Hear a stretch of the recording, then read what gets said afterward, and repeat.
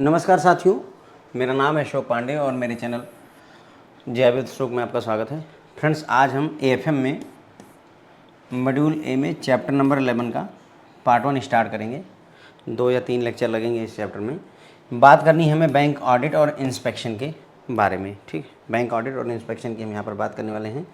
तो इस particular lecture में अगर हम देखेंगे तो role of audit and inspection, मतलब ऑडिट और इंस्पेक्शन का क्या रोल रहता है, computer aided audit technique CAAT क्या होता है, और रिस्क बेस्ड इंटरनल ऑडिट का इमरजेंस कैसे हुआ, कैसे इसकी शुरुआत हुई है, उसके बारे में भी हम बात करेंगे।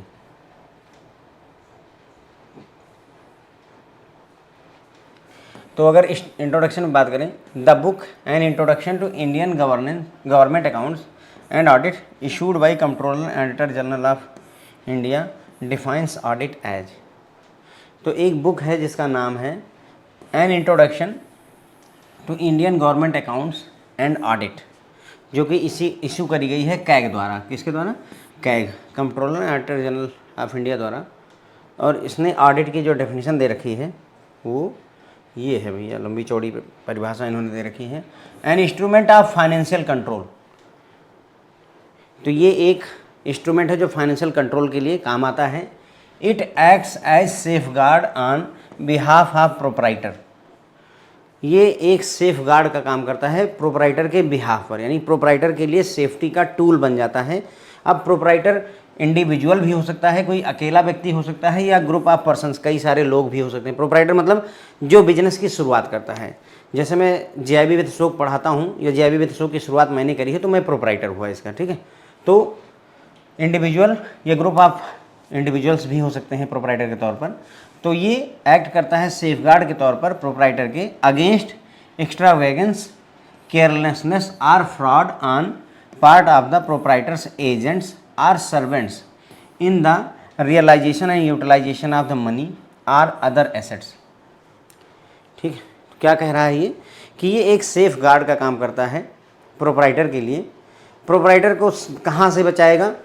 हो सकता है कि जो उनके वर्कर हैं, जो उनके एम्प्लॉई हैं, जो लेबर हैं, एजेंट हैं, वो गलत तरीके से पैसे को खर्चा कर रहे हों, फ्रॉड कर रहे हों। ठीक है, होना चाहिए। जैसे मान लो 10 मजदूर हमने लगा रखे, तो 10 मजदूर की सैलरी डेली की 10 मजदूर की ही जानी चाहिए। लेकिन अगर गणित बैठा ली गई है तो हम हो सकता है कि 15 मजदूर दिखाएं और 10 ही मजदूर रखें, 5 मजदूर की सैलरी खुद जेब में रख लें, समथिंग लाइक दैट।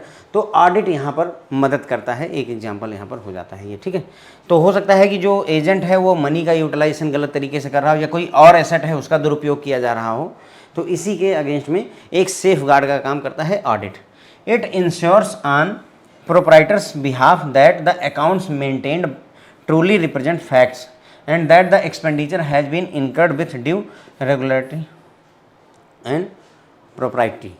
मतलब कहने का इनका ये है कि ऑडिट इंश्योर करता है प्रोपराइटर को कि जो अकाउंट मेंटेन किया गया है वो वाकई में ऐसा ही हुआ ही है, जैसा आप कह रहे हैं वैसा ही हुआ है। रिप्रेजेंट करता है एक्चुअल फैक्ट्स को, जो भी खर्चे दिखाए गए हैं, जो भी आपका अकाउंट मेंटेन है, वो सही फैक्ट्स को दिखाता है, वहाँ पर कोई गलतियाँ नहीं है। ये इंश्योर करता है कौन?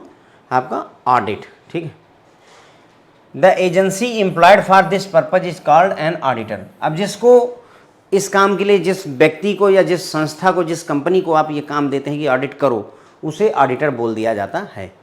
In India the companies act makes audit of company accounts compulsory. हमारे देश में जो कंपनीज एक्ट है 2013, वो कंपलसरी करता है कि कंपनीज का अकाउंट जो है कंपलसरली ऑडिट होना ही चाहिए, यानी कोई विकल्प नहीं है, आपको अपनी कंपनी का अकाउंट ऑडिट करवाना ही पड़ेगा। Chapter 10 of the companies act 2030 deals with the appointment of auditors, their removal, resignation, eligibility, qualification, disqualification, remuneration, powers and duties and auditing standards. तो कंपनीज एक्ट 2013 का चैप्टर नंबर 10 सारी detail देता है audit के बारे में। ऑडिटर को appoint कैसे कर सकते हैं, उनको हटाना है तो क्या विकल्प है, अगर ऑडिटर रिजाइन करना चाहे तो क्या तरीका है, किसको ऑडिटर बनाया जा सकता है, उसकी एलिजिबिलिटी क्या होनी चाहिए, क्वालिफिकेशन उसके अंदर क्या होनी चाहिए, डिसक्वालिफिकेशन कैसे किया सकता है, मेहनताना कितना देना है, उसको क्या क्या पावर मिली रहेंगी, क्या ड्यूटीज रहने वाली हैं, और ऑडिट करने के स्टैंडर्ड क्या होंगे, कैसे माना जाए कि हाँ ये जो कुछ भी हो रहा है सही हो रहा है। तो ये सारी चीज़ें चैप्टर 10 में दे रखी हैं। ठीक है, बात करते हैं role of audit and inspection की। Role of audit and inspection, with the increase in size of the companies and volume of transactions the main objective of audit shifted to ascertaining whether the accounts were true and fair rather than true and correct। तो जैसे जैसे friend जो है कंपनियों का size बढ़ा, अब जैसे टाटा कंपनीज हैं, शुरुआत के दौर में कम एम्प्लॉय थे, अभी टीसीएस का एग्जांपल लीजिए, 6 लाख 8 लाख एम्प्लॉय हैं उनके पास में, बहुत सारी ट्रांजेक्शन्स हो रही हैं वहाँ पर। अभी 6 लाख एम्प्लॉय हैं तो 6 लाख एम्प्लॉय को सैलरी ही जाती होगी, वही ट्रांजेक्शन आप देख लीजिए तो वहीं कितना बड़ा वो है ट्रांजेक्शन का वॉल्यूम है। ठीक है, तो मेन उद्देश्य जो ऑडिट का था वो ट्रू एंड करेक्ट की जगह ट्रू एंड फेयर की तरफ चला गया। मतलब कहने का इनका क्या कहने मतलब ट्रू एंड करेक्ट का मतलब हुआ कि जो भी ट्रांजेक्शन्स हैं वो सही हैं और करेक्ट हैं। ठीक है, अब ट्रू एंड फेयर का मतलब ये हो गया कि भाई जो चीज़ें हो रही वो सही हो रही हैं। ट्रांजेक्शन मतलब कहने का ये हुआ, सोचो कि अगर आपको 10,000 ट्रांजेक्शन चेक करनी है तो आप चेक कर सकते हो, लेकिन अगर 10 करोड़ ट्रांजेक्शन में से चेक करना हो तो कहीं ना कहीं मतलब चीज़ें आसान अब नहीं रह जाती। भाई 10,000 ट्रांजेक्शन है, चलो बैठ के देख लिया हमने, 1,000 ट्रांजेक्शन देख लिए, 10 करोड़ ट्रांजेक्शन में कितना देख लोगे? क्या 1 करोड़ ट्रांजेक्शन चेक करोगे? नहीं, तो हम पूरा नहीं चेक कर सकते। तो ट्रू एंड फेयर के लिए हम आगे बढ़ जाते हैं, क्योंकि करेक्टनेस चेक करना संभव नहीं है। हम ये देखते हैं कि जो हो रहा है वो सही हो रहा है ना, मतलब। ठीक है, hence the emphasis was not on arithmetical accuracy but on fair representation of the financial efforts। तो अब यहाँ पर जोर इस बात पर नहीं है कि जो कुछ भी है वो मैथमेटिकली करेक्ट है, जो हम जोड़ रहे हैं वो सही है, बैलेंस शीट के हर एक फिगर्स मैच कर रहे हैं जोड़ने पर, ये नेसेसरी नहीं है हमारे लिए। जो कुछ भी फाइनेंशियल रिप्रेजेंटेशन हमको दिया गया है वो सही है रिप्रेजेंटेशन, ये इंश्योर करना हमारा काम हो गया। Did you get the point? मतलब जैसे ये हुआ कि मैंने कहा ना कि हमारे पास में 10 ही लेबर काम करते हैं, तो 10 लेबर मान लो 500 रुपये के हिसाब से 5,000 रुपये हो, तो हम ये 500 रुपये मिल करके 5,000 होते हैं, ये जोड़ने नहीं बैठेंगे। हम ये देखना चाहेंगे कि क्या वाकई 10 लेबर हैं कि 15 लेबर हैं। समझी बात को मैं क्या कर रहा हूँ? हम मैथमेटिकल कैलकुलेशन करने नहीं बैठेंगे कि एक लेबर का 500 है तो 10 लेबर का 5,000 होना चाहिए, 15 लेबर का 7,500 होना चाहिए। ये हमारे लिए उतना रिलेवेंसी नहीं रखता जितना कि ये इंश्योर कर लेना कि भाई 10 लेबर कह रहे हो तो 10 ही हैं, ऐसा तो नहीं कि 6 लेबर से काम चला रहे हो। तो हम वहाँ चले जाते हैं कि फेयर रिप्रेजेंटेशन की तरफ चले जा रहे हैं। ठीक है, the later developments in auditing pertain to the use of computers in accounting and auditing.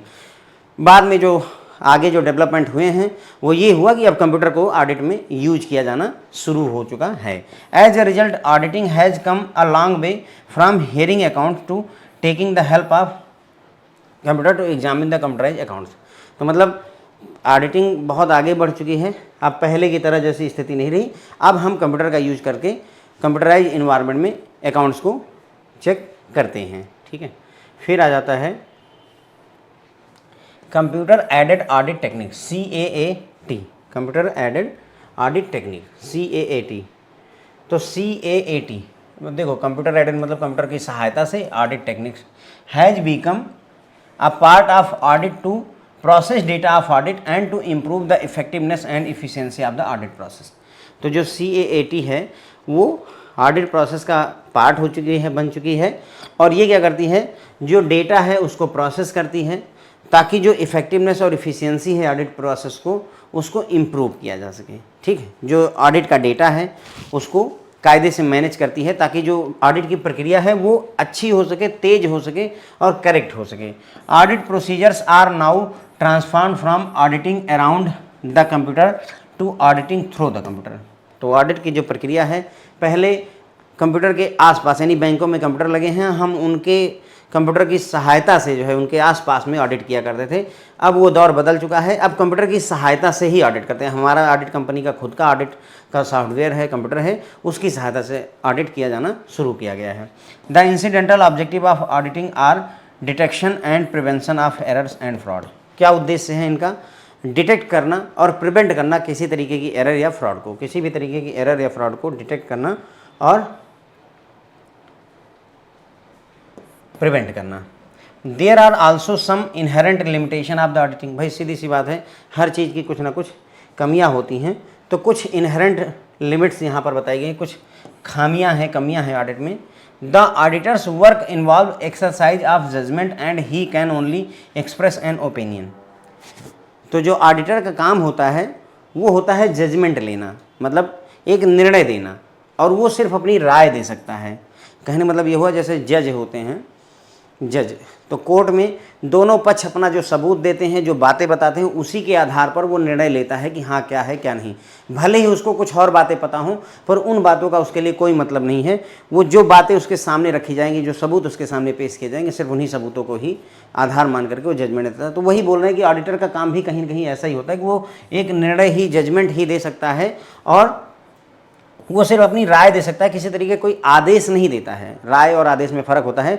मैंने राय दे दी कि तुमको शराब नहीं पीनी चाहिए, ये मेरी राय है, ओपिनियन है, और मैंने तुम्हें आदेश दिया तुम शराब नहीं पी सकते, दोनों में फ़र्क होता है। तो ऑडिटर का सिर्फ इतना है कि सलाह देगा भाई दारू न पियो, नहीं किडनी खराब हो जाएगी, बस इतना ही है, ठीक है। तो वो बता देगा भाई गड़बड़ यहाँ पर है, अब तुम देख लो अपना, तुम्हें क्या करना है, ठीक है। He has to depend on explanation by others, वही कह रहे हैं कि इसको निर्भर होना पड़ता है दूसरों की एक्सप्लेनेशन पर। मतलब कैसे, मान लो कोई ट्रांजैक्शन एक तुमने पाई, ऑडिटर के तौर पर तुम काम कर रहे हो, तुमने कोई ट्रांजैक्शन में गड़बड़ पाई, तुम तुरंत ही उसको कंपनी से या कंपनी के रिप्रेजेंटेटिव से पूछते हो भाई ये क्या चीज़ है। वो उसके अगेंस्ट में कोई ना कोई प्रूफ ला करके आपको देता है कि भाई ये सर ऐसे ऐसे हुआ था, ये रहा बिल, ये रहा बिल, ये रहा इस चीज़ का बिल, वो सारे डिटेल्स ला करके दे देता है। अगर आपको सेटिस्फैक्ट्री लगता है तो फिर आप बोलोगे कि ठीक है ट्रांजेक्शन सही थी, हमारी ही मतलब हमें समझने में गड़बड़ थी क्योंकि आप बिल नहीं अवेलेबल थे, और अगर गड़बड़ है तो आप फर्दर जो है अपना डिटेल्स शेयर करोगे, ठीक है। तो वही बोल रहा है कि जो ऑडिटर है वो निर्भर है दूसरों की एक्सप्लेनेशन पर, निर्भर रहेगा ही भाई, क्योंकि तुम कमियां पाओगे। जैसे तुमने कमियां पाई, मान लो जैसे कहा गया कि 10 ट्रक जो है सीमेंट फैक्ट्री से निकली है, ठीक है, जबकि जो वहाँ पर रिसीविंग लगी हुई है ट्रकों की वो 8 ही ट्रक की लगी हुई है, ठीक है। आपकी बुक में दिखता है कि 10 ट्रक सीमेंट जो है फैक्ट्री से जा चुकी है। जब आप उसकी रिसीविंग देखते हो तो पता चलता है 8 ही ट्रकों की रिसीविंग मिली है कि हाँ यहाँ से फैक्ट्री से 8 ट्रक आज की डेट में निकले हुए हैं। तो गड़बड़ हो गई, तो आप क्या करोगे, तुरंत ही कंपनी में किसी न किसी से पूछो भाई कि 8 ही स्लिप क्यों है, 10 होनी चाहिए। अब अगर वो दो स्लिप और ला करके आपको दे देगा, हो सकता है गिर गई हो, कहीं खो गई हो, इधर उधर रख उठी हो, मिसप्लेस हो गई, और 2 स्लिप ला करके आपको दे देगा, तो बात वहीं खत्म हो जाएगी। नहीं देगा तो फर्दर एक्शन इनिशिएट कर सकते हो। तो that's what they are saying कि भाई आप उनकी निर्भरता है दूसरों के एक्सप्लेनेशन पर। अब दूसरा अगर डेटा सही दे देगा तो बात खत्म हो जाएगी, ठीक है। Certain non monetary facts can not exhibit the true position. अब इसमें ऑडिट में एक प्रॉब्लम ये भी है कि जो नॉन मॉनेटरी फैक्ट्स होते हैं भाई, वो सही स्थिति नहीं बता सकते हैं, ठीक है। जैसे जिस चीज़ को पैसे में नहीं नाप सकते, जिस चीज़ को पैसे में नहीं नापा जा सकता, उसकी ट्रू पोजीशन जानना मुश्किल है। जैसे उदाहरण के तौर पर एक एम्प्लॉई दिन भर में कितने घंटे ड्यूटी करता है, वो तो आप मेजर कर सकते हो कि भाई बंदा 10 बजे आया हुआ है और 5 बजे गया, he has work for 7 hour. Entry time और एग्जिट टाइम आपने मॉनिटर कर लिया, पर इस 7 घंटे में उसने कितने घंटे काम किया है, एक्चुअल काम किया है, क्या वो मेजर कर सकते हैं? नहीं। हो सकता है बैठ करके मोबाइल ही चला रहा हो सकता है वो किसी से बातें कर रहा हो, पानी पीने चला गया 15 मिनट आ ही नहीं रहा है, चाय पीने चला गया 1 घंटे नहीं आ रहा है, वो मॉनिटरिंग संभव नहीं है। तो वही उसी तरीके की नॉन मॉनिटरी जो फैक्ट्स होते हैं उनको मॉनिटर कर पाना, उनको जज कर पाना, ट्रू पोजीशन जान पाना मुश्किल हो जाता है। Also auditors can not check each and every transaction. एक लिमिटेशन ये भी है कि भाई 1 करोड़ ट्रांजेक्शन हुई है, क्या हर एक ट्रांजेक्शन चेक करना संभव है? संभव ही नहीं है, नहीं पॉसिबल नहीं है, सारी ट्रांजेक्शन चेक करना पॉसिबल नहीं है। Audit involves a systematic and scientific examination of the books of account and records of a business entity to confirm that the profit and loss account and the balance sheet are properly drawn up to exhibit a true and fair picture of the financial state of affair of the business and result of the financial period। तो देखो जो audit होती है वो क्या है, audit में क्या होता है, हम जो बिजनेस है, जो कंपनी है, उसके बुक्स ऑफ अकाउंट को, उसके रिकॉर्ड ऑफ बिजनेस को हम सिस्टमेटिकली और साइंटिफिक तरीके से एग्जामिन करते हैं ऑडिट के दौरान, ताकि हम ये कंफर्म कर सकें कि जो कंपनी ने प्रॉफिट एंड लॉस अकाउंट बनाया है, जो बैलेंस शीट बनाई हुई है, क्या वो वाकई ट्रू एंड फेयर पिक्चर दिखा पा रही है, जो जैसी स्थिति है कंपनी की वैसी ही दिखा रही है या गड़बड़ दिखा रही है, ठीक है। तो जैसे मान लो कि कोई कंपनी है वो दिखाती कि हमको 500 करोड़ का प्रॉफिट हुआ है, जबकि वास्तव में उसको 200 या 100 करोड़ का प्रॉफिट हुआ है, ठीक है, 100 ही करोड़ का प्रॉफिट है, तो वो ट्रू एंड फेयर पिक्चर नहीं दिखा रही है, ठीक। तो वो वहाँ पर गड़बड़ क्या हो जाएगी, बैलेंस शीट सही जब आप डेटा नहीं देगी, जब बैलेंस शीट सही डेटा नहीं देगी तो तुरंत ही उठ करके मैटर फंस जाएगा। होगा क्या, इससे नुकसान क्या है, 500 करोड़ का प्रॉफिट आपने दिखा दिया, हुआ 100 करोड़ का प्रॉफिट है, तो जनता यानी कि आपका शेयर होगा मार्केट में, वो शेयर आपका बढ़ जाएगा। क्यों? क्योंकि सबको लग रहा है कंपनी बहुत अच्छा कर रही है। जैसे सत्यम कंप्यूटर के केस में अगर देखा जाए तो सत्यम कंप्यूटर कहीं ना कहीं यही मैनिपुलेशन किया करता था कि वो फिगर्स गलत दिखाया करते थे। अब वो फिगर गलत दिखा करके उन्होंने क्या किया, उनके शेयर के प्राइसेस बढ़ते चले गए। जनता को विश्वास हो गया कि कंपनी अच्छा कर रही है, भाई 500 करोड़ का प्रॉफिट है तो हमको भी फायदा मिलेगा, तो शेयर मार्केट में प्राइस बढ़ता हुआ चला जाता है। तो उसका जो है बाद में लोगों के साथ एक तरीके का धोखा है। जो शेयर 200 रुपये का है वो अगर 2500 पे पहुंचा हुआ है तो एक तरीके का धोखा है। तो इन सब चीज़ों को रोकने के लिए भी कहीं ना कहीं जो है जो अपना ऑडिट करवाई जाती है। It is also mean to cross check that the applicable regulatory provisions have been adhered to. Audit के दौरान ये भी इंश्योर किया जाता है कि जो रेगुलेटरी गाइडलाइंस हैं उनको पालन किया गया, उनको प्रॉपर तरीके से फॉलो किया है या नहीं। Audit provides confront to the users of the financial statements of the business that the information available in the statements can be relied upon. Audit की वजह से ये एक कन्फर्मेशन हो जाती है कि जो भी फाइनेंशियल स्टेटमेंट दिया गया है कंपनी के द्वारा, जो भी इंफॉर्मेशन अवेलेबल करवाई गई है उस पर भरोसा किया जा सकता है। ऑडिट होने के बाद में ये एक चीज़ आ जाती है कि भरोसा कर सकते हैं भाई जो है जो भी डेटा है वो सही है, क्योंकि ऑडिट हो चुकी है। Banking sector is inseparable for sustainable socio economic growth and financial stability of the economy. भाई अगर इकोनॉमी को आगे ले जाना चाहते हो, फाइनेंशियली स्टेबल रखना चाहते हो, समाज का और इकोनॉमी की ग्रोथ चाहते हो, तो बिना बैंकिंग सेक्टर के संभव नहीं है कि बिना बैंकिंग सेक्टर को सेपरेट कर दिया जाए, ऐसा पॉसिबल नहीं। Banking sector should be there as banking sector deals with large amount of public monies expose to the various risk in operation. क्योंकि बैंकिंग सेक्टर जनता की बहुत बड़े अमाउंट ऑफ मनी को, यानी देश का पूरा पैसा बैंक ही मैनेज कर रहे हैं, तो जनता का पूरा पैसा इनके पास होता है। ऐसे में डिफरेंट रिस्क भी इनके पास मौजूद होते हैं। So it is important that the banking sector stay healthy, safe and stable. तो ऐसे में भाई जो हमारा बैंकिंग सेक्टर है उसका हेल्दी रहना, सेफ रहना, स्टेबल रहना, ये सब चीज़ें ज़रूरी हो जाती हैं। Quality bank audit plays a crucial role to ensure this.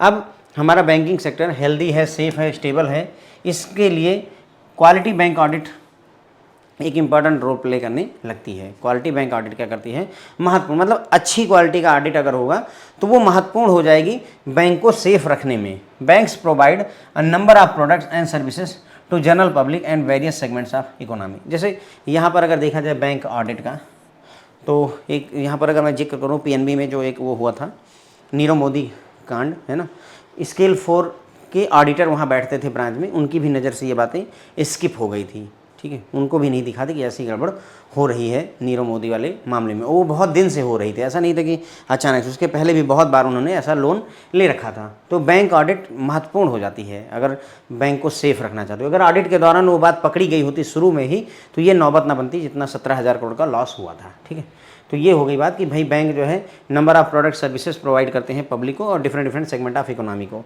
Banking operations are mainly conducted at a branches while other officers act as controlling authority of the administrative office. General बातें कर रहे हैं, मतलब जनरल सी बातें हैं भाई कि जो बैंकिंग ऑपरेशन होता है वो ब्रांचेज में किया जाता है और जो अदर ऑफिस होते हैं फ्रेंड्स वो जो है एडमिनिस्ट्रेटिव ऑफिस का काम करते हैं। These offices lays down policy, system and internal control procedure so that the conduct of business is in compliance with the statutory regulatory provision and in compliance of accepted accounting principle and practices that cover all the transaction and economic event। तो ये जो administrative office होते हैं ये policy बनाते हैं, system बनाते हैं और इंटरनल कंट्रोल ऐसा बनाते हैं ताकि जो भी बिजनेस किया जा रहा है बैंकों के द्वारा, ब्रांचेज के द्वारा, वो स्टैट्यूटरी और रेगुलेटरी गाइडलाइन को कंप्लाई करें। ठीक है, उसके अलावा जो अकाउंटिंग सिद्धांत हैं उनका भी कंप्लायंस करें। ये सारी चीज़ें इंश्योर करी जाती हैं। ठीक है, इसमें मतलब फ्रेंड्स जो है अगर आप देखोगे ना तो बस बातें चल रही हैं, ठीक, लेकिन काम की बातें हैं इसलिए इनको इग्नोर नहीं किया सकता है। The transaction in banks are voluminous and it should be insured that the system of recording, transmission and storage of information data is free of risk of error, omission, irregularities and fraud. तो जो बैंकों में transactions होती है friends वो बहुत बड़े amount में होती है। एक आंकड़े के मुताबिक बिलियन ट्रांजैक्शंस होती हैं हर महीने यूपीआई में, 1 बिलियन से ज़्यादा ट्रांजैक्शन। तो ऐसे में ट्रांजैक्शन में मतलब बैंकों में बहुत ज़्यादा ट्रांजैक्शंस होती हैं, तो ये इंश्योर करना ज़रूरी है कि जो भी सिस्टम है हमारा ट्रांजैक्शन को रिकॉर्ड करने का, ट्रांसमिशन यानी ट्रांसफ़र करने का, स्टोर करने का इन्फॉर्मेशन को, वो रिस्क फ्री होना चाहिए, एरर से, इरेगुलेटरी फ्रॉड, इन सब चीज़ों से फ्री होना चाहिए। क्योंकि आप ऐसे सोचो कि अगर मेरे खाते से 10 लाख रुपए का डेबिट हो और 10 लाख रुपए मैं बैंक से निकाल लूँ लेकिन उसकी एंट्री ना बने, कितने अच्छे दिन हो जाएं अगर ऐसा हो जाए कि उसकी एंट्री ही नहीं बनी, मैंने 10 लाख रुपए बैंक से निकाले, एंट्री ही नहीं बनी। अब ऐसा अगर जो है 10,000 कस्टमर के साथ हो जाए तो बैंक को कितना लॉस हो जाएगा। तो ऐसे में मतलब सिस्टम बहुत ही ज़्यादा सिक्योर होना चाहिए, इवन 10 पैसे भी इधर उधर नहीं होने चाहिए, ठीक है। Bank managements continuously endeavour to make the internal control system robust, safe and secure. Bank जो होता है मैनेजमेंट वो हमेशा कोशिश करता रहता है कि जो बैंक का इंटरनल कंट्रोल सिस्टम है वो मजबूत हो, सेफ हो और सिक्योर होना चाहिए। Bank audit is the procedure of reviewing the financial statements, services and procedure adopted by bank as required under various legislation and guideline of the Reserve Bank of India. अब यहाँ इन्होंने bank audit की बात की कि bank audit एक procedure होता है रिव्यू करने का, किस चीज़ का, फाइनेंशियल स्टेटमेंट्स को, सर्विसेज को और प्रोसीजर को।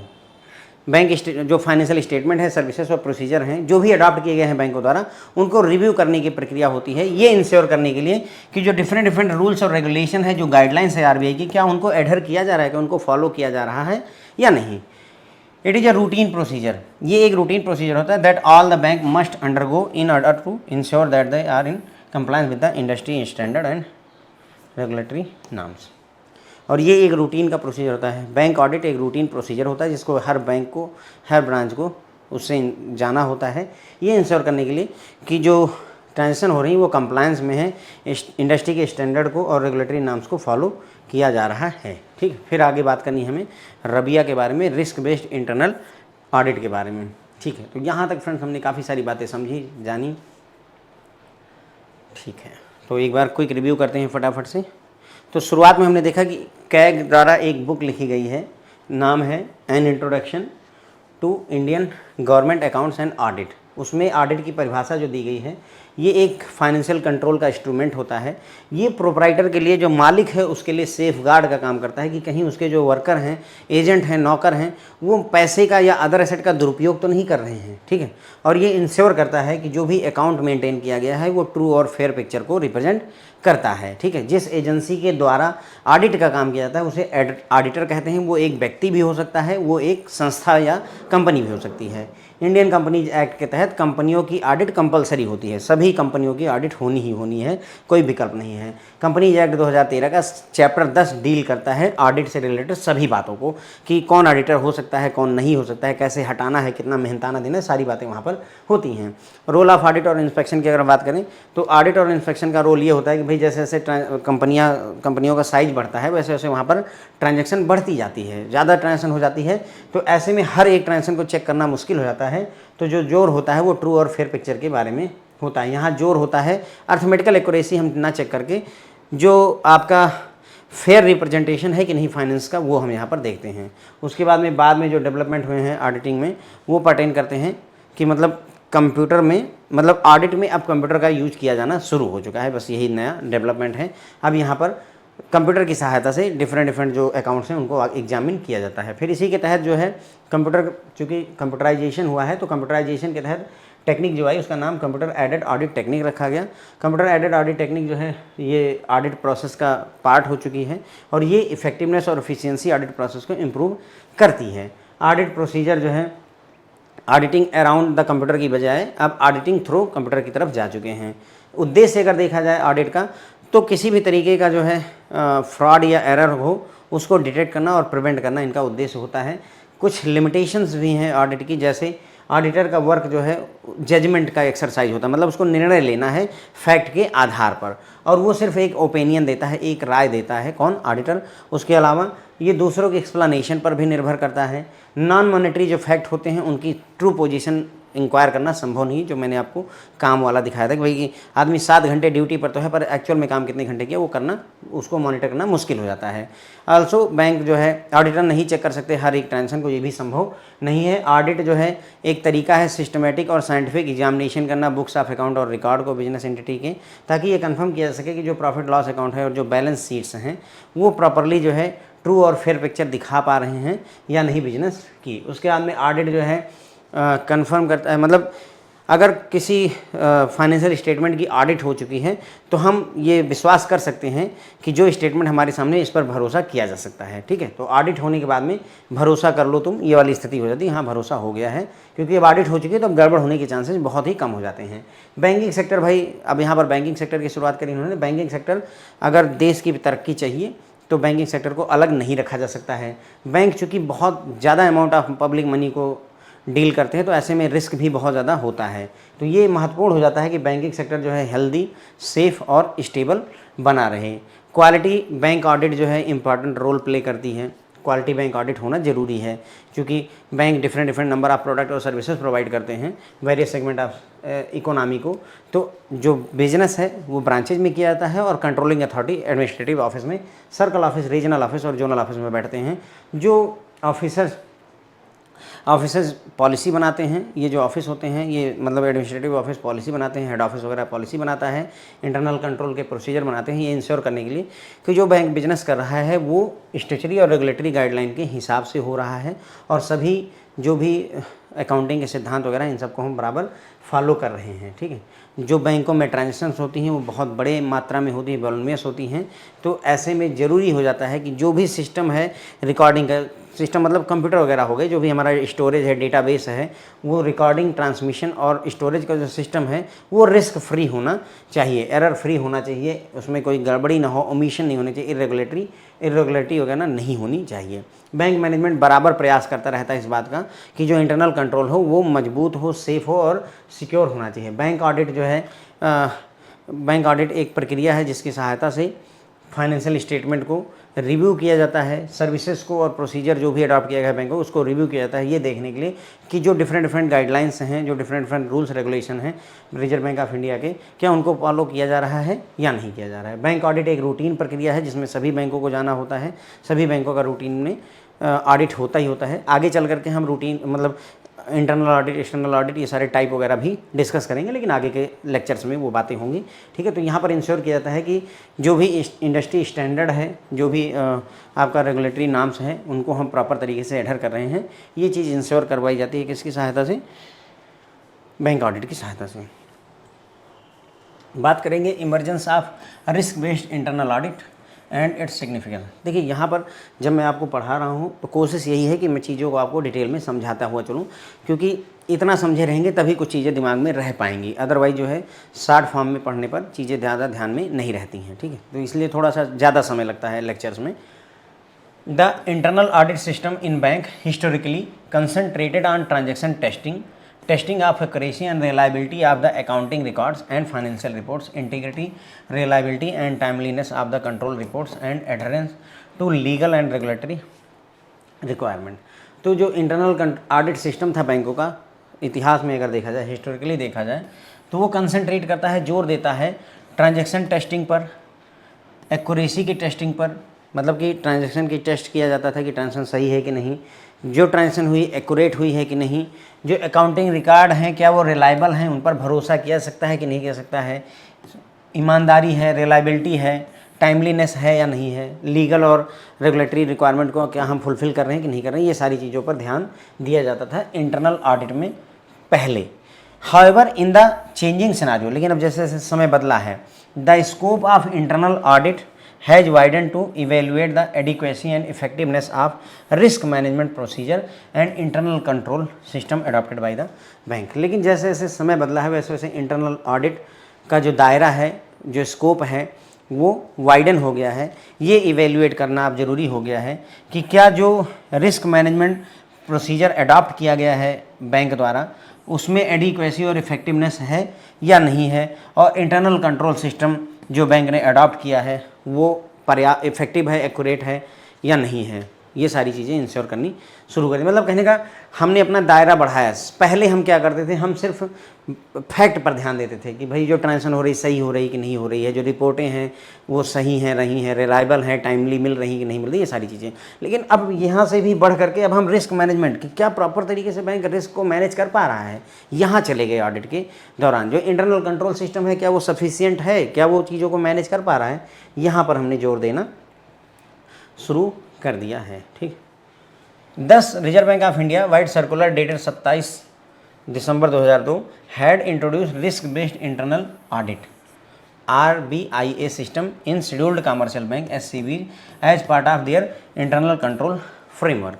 तो RBI ने दिसंबर 2000, ये डेट इतनी इम्पोर्टेंट नहीं है, 2002 में सर्कुलर दिया जिसमें उन्होंने risk based internal audit system develop करने की बात की शेड्यूल्ड कमर्शियल बैंक्स के लिए, ताकि उनके इंटरनल कंट्रोल फ्रेमवर्क में RBIA को यूज किया सके। यानी कि एक तरीके की कॉमन गाइडलाइन बना करके दे दी कि बैंकों को अब ये गाइडलाइन को फॉलो करते हुए अपना इंटरनल ऑडिट करना है। रिस्क बेस्ड इंटरनल ऑडिट, बाहर से कोई लेना देना नहीं, बैंक खुद का ऑडिट खुद ही अंदर से कर रहा होता है। This was further supplemented wide circular dated, मतलब बाद में एक और सर्कुलर 2021 में इसी को सपोर्ट करने के लिए फिर से लॉन्च किया गया। अगेन ये डेट उतनी रिलेवेंट नहीं बनती है।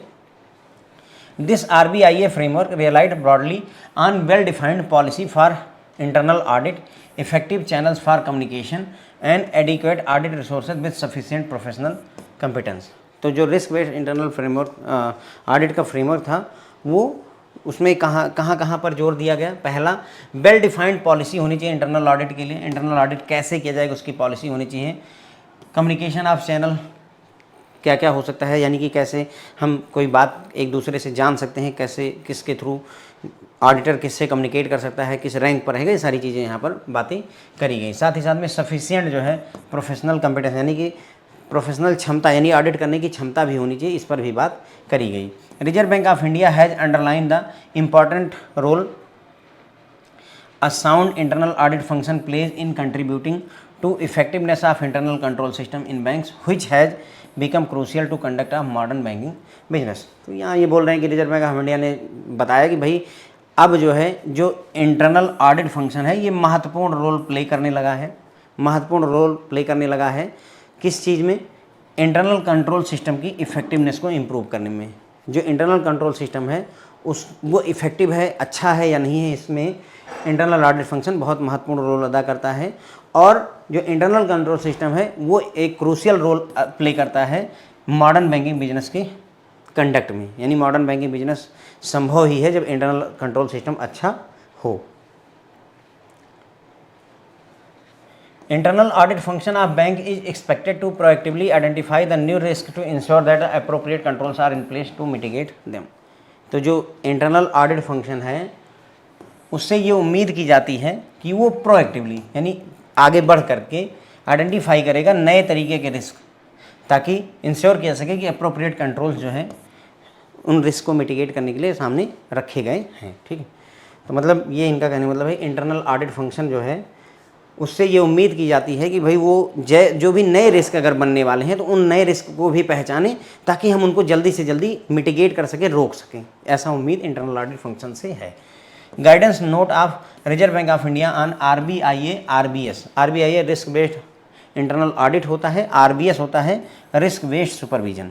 ये फ्रेंड्स RBS जो आपका लिखा है रिस्क बेस्ड सुपरविजन होता है। ठीक है, तो guidance note of Reserve Bank of India on RBIA RBS state that the audit function should provide high quality counsel to management on effectiveness of risk management and internal control including regulatory compliance by the bank.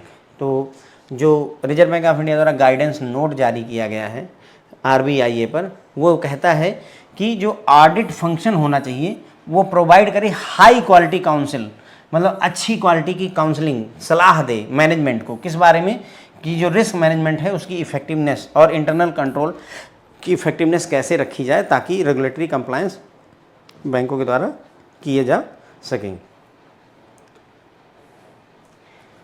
Risk-based internal audit would not only offer suggestions for mitigating current risk but also anticipate areas of potential risk and play an important role in protecting the bank from various risks। तो internal RBIA जो है risk based internal audit है वो सिर्फ ये ना suggest करे कि मतलब जो है जो करंटली जो रिस्क डिफाइंड है उनको मिटिगेट कैसे किया जाए, उनको कम कैसे किया जाए, सिर्फ यही सलाह नहीं देना है बल्कि उसको एंटिसिपेट कर लेना है, एक उम्मीद मतलब पहले से ही अंदाज़ा लगा लेना है कि प्रॉब्लम क्या होने वाली है, पोटेंशियल रिस्क क्या होने वाला है, इसका अंदाज़ा लगाना ताकि बैंकों को बचाया जा सके उन रिस्क से भी। ठीक है, जैसे एक अभी बात करें तो अगर आप देखें तो मौके पर जहाँ पर भी भीड़ हो रही है, अपने देश में मैं देखूँ तो जहाँ पर भी भीड़ हो रही है वहाँ पर एक्सीडेंट्स हो रहे हैं। उदाहरण के लिए महाकुंभ देख लीजिए, या फिर उदाहरण के लिए कोई भी मंदिर में जहाँ मतलब बहुत ज़्यादा डिवोटीज आते हैं, भक्त आते हैं, 5-6 लाख लोग इकट्ठा हो गए, या फिर अभी जो है जब हमारा देश जीता था जो है वो बेंगलोर में जो प्रोग्राम हुआ था वहाँ पर भी जो है भगदड़ मच गई। मतलब कुल मिलाकर के क्राउड मैनेजमेंट एक बहुत बड़ा जो है रिस्क सामने निकल करके आ रहा है, जो कि हम प्रॉपर तरीके से अभी कर नहीं रहे हैं। इसकी वजह से बहुत सारी जानें जा रही। तो मतलब ये क्या है, एक एंटीसिपेशन है, हम पहले से ही ये अंदाज़ा लग जा रहा है भाई कि क्राउड मैनेजमेंट एक महत्वपूर्ण फैक्टर होने वाला है, क्योंकि अब कहीं पर भी भीड़ हो जाती है, गैदरिंग हो जाती है, तो उसके बाद तबाही ही मच जा रही है जो हालात हैं। ठीक है, तो इसी तरीके से बैंकों में भी RBI से ये उम्मीद की जाती है भाई कि तुम पहले से ही बता दो कि कौन सा रिस्क होने वाला है, जाके हम अपने आप को बचा सकें। The implementation of risk based internal audit would mean that greater emphasis is placed on the internal auditors' role in mitigating risk. अगर RBI इम्प्लीमेंट किया जाएगा, रिस्क बेस्ड इंटरनल ऑडिट अगर हमारे बैंकों में अडॉप्ट किया जाएगा, तो इसका मतलब जो इंटरनल ऑडिटर हैं उनका रोल जो है महत्वपूर्ण हो जाएगा। ठीक है, रिस्क बेस्ड इंटरनल ऑडिट अगर शुरू किया जाएगा, ज़्यादा जोर दिया जाएगा RBI पर, रिस्क बेस्ड इंटरनल ऑडिट में का इम्प्लीमेंटेशन अगर किया जाएगा, तो इंटरनल ऑडिटर के ऊपर ज़्यादा जोर दिया जाएगा भाई कि तुम रिस्क को मिटिगेट करने में मदद करो। ठीक है, risk based internal audit, risk based internal auditing is a methodology that links internal auditing to an organization's overall risk management framework। तो RBI risk based internal auditing एक तरीका है, एक मेथोडोलॉजी है जो इंटरनल ऑडिटिंग को ऑर्गेनाइजेशन की overall risk management से जोड़ती है। RBI अलाउ करती है internal audit to provide an assurance to the board of directors and senior management on the quality and effectiveness of bank's internal control, risk management and governance related systems and processes। तो RBI allow करती है internal audit करवाई जाए RBI की सहायता से, और इससे ये एश्योर हो सके, ये निश्चित हो सके बोर्ड ऑफ डायरेक्टर्स को भी, सीनियर मैनेजमेंट को भी, कि जो बैंक का इंटरनल कंट्रोल सिस्टम है, रिस्क मैनेजमेंट सिस्टम है, गवर्नेंस सिस्टम है, वो इफ़ेक्टिव है, वो प्रभावशाली है और अपना काम कर पा रहा है। ठीक है, RBI is not about auditing risk but about auditing the management of risk. ध्यान दें, risk based internal audit is not about auditing risk, risk को ऑडिट नहीं करना होता है यहाँ पर मैनेजमेंट ऑफ रिस्क को ऑडिट किया जाता है कि क्या बैंक रिस्क को सही से मैनेज कर पा रहा है, इस बात पर जोर दिया गया है। रिस्क को नहीं कि रिस्क है इसको नहीं ऑडिट कर रहे हैं, रिस्क किस तरीके से तुम मैनेज करोगे, मैनेजमेंट तुम्हारा अच्छा है कि नहीं, इस बात की ऑडिट होती है। It focus on process applied by the management team to respond to risk. तो ये फोकस करता है कि मान लो कोई जो है रिस्क हो गया तो उसको कैसे रिस्पॉन्ड किया जा रहा है मैनेजमेंट के द्वारा, कौन सी प्रोसेस अप्लाई की जा रही है। रिस्क है तो रिस्क को मैनेज करने के लिए कौन सी प्रोसेस अप्लाई की जा रही है, उस पर फोकस किया जाता है। ठीक है, under risk based internal audit the focus is shifted from historical internal audit system to full scale transaction testing to risk identification, prioritization of audit areas and allocation of audit resources in accordance with the risk assessment. तो यहाँ पर क्या होता है, risk based internal audit में focus कहाँ shift हो गया है, shifted from the historical internal audit system of full scale transaction testing to, यहाँ पे मतलब पहले क्या होता था, हिस्टोरिकली क्या होता था, इंटरनल ऑडिट सिस्टम क्या करता था, फुल स्केल पर ट्रांजैक्शन की टेस्टिंग किया करते थे। हम ट्रांजैक्शन पर जोर देते थे कि जो ट्रांजैक्शन हुई है वो सही हुई है कि नहीं हुई है। लेकिन अब हमारा जो RBI आने की वजह से, रिस्क बेस्ड इंटरनल ऑडिट की वजह से, अब हमने जोर दिया है किस बात पर, रिस्क को आइडेंटिफाई करने पर, ऑडिट एरिया के प्रायोरिटाइजेशन, किस एरिया पर ज़्यादा ध्यान देना है ऑडिट करते समय, और ऑडिट करने के लिए जो रिसोर्सेज हैं उनके एलोकेशन पर हम जोर देते हैं इन accordance with the risk assessment, जितना भी जैसा रिस्क असेसमेंट किया जाए उसके आधार पर। ठीक है, तो पहले जहाँ पर ऑडिट में जोर रहता था ट्रांजैक्शन टेस्टिंग पर, वहीं अब जोर हो गया है रिस्क को पहचानने के लिए। उसके बाद में ऑडिट एरियाज, किन एरियाज पर ज़्यादा फोकस करना है, किन की प्रायोरिटी देनी है वो चीज़, और कौन कौन से रिसोर्सेज एलोकेट होने हैं, इन सब बातों पर अब जोर दिया जाता है। ठीक है, Accordingly, risk-based internal auditing not only covers assessment of risk at the branch level, but also cover as an independent assessing authority, assessment of risk at the corporate level and overall process in place to identify, measure, monitor and control risk। तो मतलब risk-based internal auditing अब सिर्फ branch level पर नहीं रह जाता है। ये नहीं कि जो है ऑडिटिंग केवल assessment of risk at branch level नहीं करता है, बल्कि ये कवर करता है जितने भी इंडिपेंडेंट असेसिंग, यानी एक इंडिपेंडेंट असेसिंग अथॉरिटी हो जाता है, मूल्यांकन करने की इंडिपेंडेंट अथॉरिटी है, किसी के ऊपर निर्भर नहीं है। और यहाँ रिस्क का असेसमेंट कारपोरेट लेवल पर भी किया जाता है, और जो भी प्रोसेस लगाई गई हैं रिस्क को मैनेज करने के लिए, कंट्रोल करने के लिए, मॉनिटर करने के लिए और मेजर करने के लिए, उन सबको भी यहाँ पर ध्यान दिया जाता है कि हाँ सब कुछ सही हो रहा है या नहीं, ठीक है।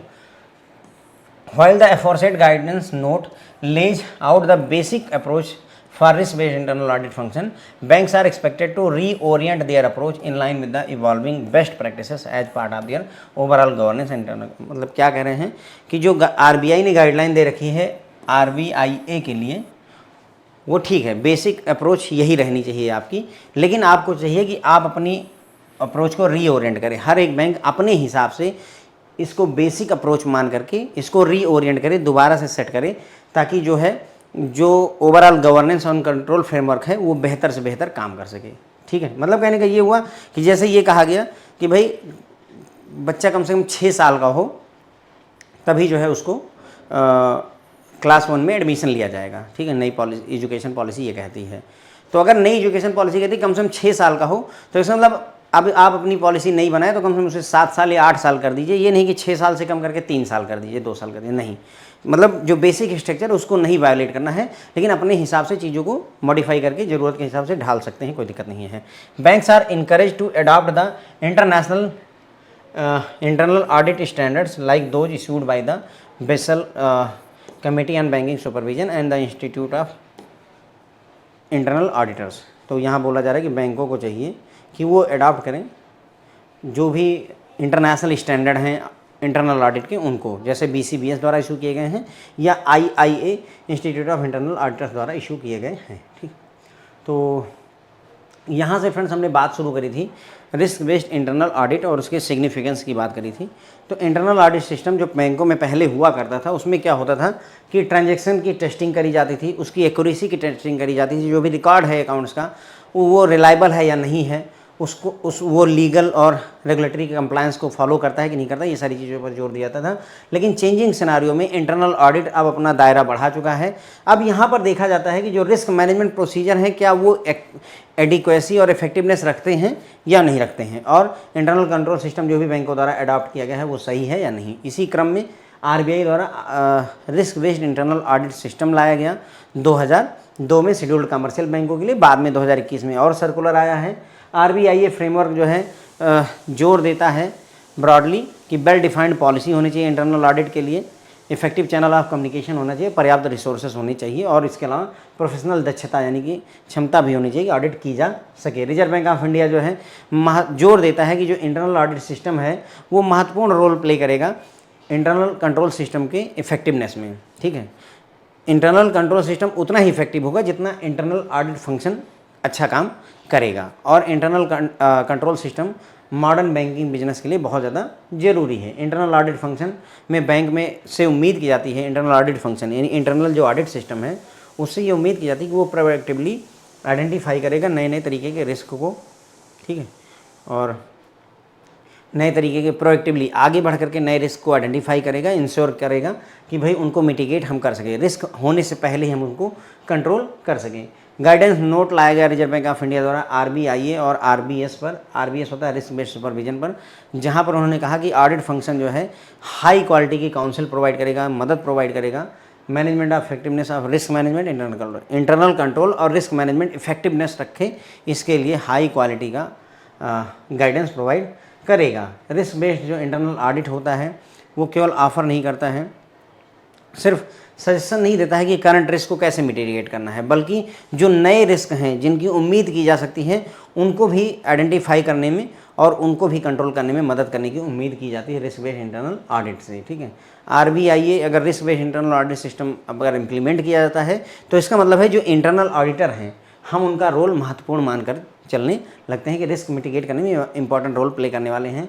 रिस्क बेस्ड इंटरनल ऑडिट एक मेथोडोलॉजी होती है जहाँ पर इंटरनल ऑडिटिंग को जोड़ा जाता है बैंक के ओवरऑल रिस्क मैनेजमेंट फ्रेमवर्क से, ठीक है। RBIA अलाउ करता है इंटरनल ऑडिट, मतलब जो है RBIA उम्मीद करता है ये अलाउ करता है कि इंटरनल ऑडिट जो है प्रोवाइड करेगा भरोसा किसको, बोर्ड ऑफ डायरेक्टर्स को, सीनियर मैनेजमेंट को, इस बात का भरोसा देगा कि जो बैंक का इंटरनल कंट्रोल है, रिस्क मैनेजमेंट और गवर्नेंस प्रोसीजर और प्रोसेस है वो इफेक्टिव है, उसकी क्वालिटी अच्छी है। RBIA जो है नॉट अबाउट है ऑडिटिंग रिस्क, ये रिस्क को ऑडिट करने के बारे में नहीं है, बल्कि ये अबाउट है auditing management of risk. Management of risk की बात करता है, ना कि रिस्क को ऑडिट नहीं करते। मैनेजमेंट कैसे कर रहे हो रिस्क का, उसको ऑडिट करते हैं। हम ये देखते हैं कि तुम रिस्क को मैनेज कैसे कर रहे हो। ओके, तो यहाँ फोकस किया जाता है कि जो मैनेजमेंट टीम है वो रिस्क को मैनेज करने के लिए क्या प्रोसेस अप्लाई करती है। ठीक है, मैनेजमेंट टीम रिस्क को मैनेज करने के लिए कौन सी प्रोसेस अप्लाई करती है। रिस्क बेस्ड इंटरनल ऑडिट जो होता है उसमें फोकस शिफ्ट हो गया है। पहले की तरह हम फुल स्केल ट्रांजैक्शन को टेस्ट नहीं करते हैं, बल्कि रिस्क के आइडेंटिफिकेशन पर जोर देते हैं। किस ऑडिट एरिया पर ज़्यादा प्रायोरिटी देनी है उस पर बात करते हैं। ऑडिट रिसोर्सेज कहाँ कहाँ एलोकेट होने चाहिए उसकी बात करते हैं। इसी तरीके से रिस्क बेस्ड इंटरनल ऑडिट जो है अब सिर्फ कवर नहीं करता है कि रिस्क का असेसमेंट ब्रांच लेवल पर किया जाए, बल्कि ये अब कारपोरेट लेवल पर भी और ओवरऑल जो भी प्रोसेस अपनाई गई है बैंक के द्वारा उन सबको भी ये ऑडिट करता है, ताकि इंश्योर किया जा सके कि हम जो है रिस्क को आइडेंटिफाई कर सकें, मेजर कर सकें, मॉनिटर कर सकें, कंट्रोल कर सकें जो भी रिस्क होने वाला है। जो ये गाइडेंस नोट जो है लाया गया है RBI द्वारा, उसमें रिस्क बेस्ड इंटरनल ऑडिट की बेसिक अप्रोच को बताया गया है कि आपको क्या करना चाहिए, लेकिन बैंक अपनी ज़रूरतों के हिसाब से उसको ओरिएंट कर सकते हैं। बेसिक थीम यही रहनी चाहिए, लेकिन आप उसको और अच्छा कर सकते हैं, इसके लिए मनाही नहीं है। ठीक है, और इसके अलावा इन्होंने ये भी कहा कि बैंक्स जो है, बैंकों को इनकरेज किया जाता है कि उनको इंटरनल ऑडिट स्टैंडर्ड्स को अडॉप्ट करना चाहिए, फॉलो करना चाहिए। और ये स्टैंडर्ड जो है international standard BCBS basal committee on banking supervision द्वारा या IIA institute of internal auditors द्वारा इशू किए जाते हैं। ठीक है फ्रेंड, तो बस यहीं पर अपना ये पूरा लेक्चर खत्म हो जाता है friend. Thank you so much.